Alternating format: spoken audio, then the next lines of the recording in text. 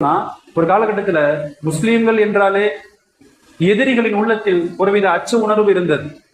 சிறு சிறு சிறுவர்கள் கூட சஹாபாக்கள் காலத்துல யூதர்கள் ஏதேனும் வம்புக்கு வந்தாங்க அப்படின்னு சொன்னா அவருக்கு சொல்லுகிற வார்த்தை என்ன தெரியுமா? நான் என் ரப்பிடத்திலே கையேந்துவேன், உன்னை குறித்து அல்லாஹ்விடத்திலே முறையிடுவேன் என்கிற வார்த்தை, ஈமானிய வார்த்தை எதிரிகளை அப்படியே அண்டி ஓட செய்தது.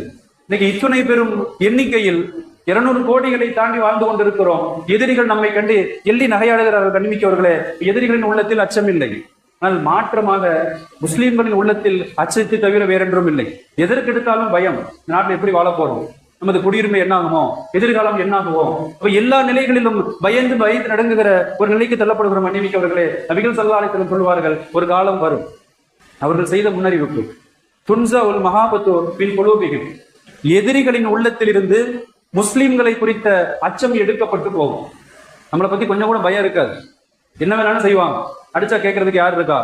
இப்ப கொலை நடந்தால் கூட கேட்பதற்கு யார் இருக்கிறார்? அற்ப காரணங்களுக்கு எல்லாம் கூட அடிப்பது, உதைப்பது, கொலை செய்வது, கும்பலாக சேர்ந்து கொலை செய்வது என்றெல்லாம் நிகழ்ந்தாலும் கூட சட்ட ரீதியாக தப்பிவிடலாம் என்கிற நம்பிக்கை, ஆட்சி அதிகாரம் கையில் இருக்கிறது என்கிற மமதை. கண்ணிமிக்கவர்களே, முஸ்லிம்களை குறித்த உள்ளத்தில், எதிரிகளின் உள்ளத்தில் அச்சமில்லாமல் போகும் என்றார்கள் நபிகள் ஸல்லல்லாஹு அலைஹி வஸல்லம். இன்றைக்கு நிராசை கண்கூட பார்த்துக்கிட்டு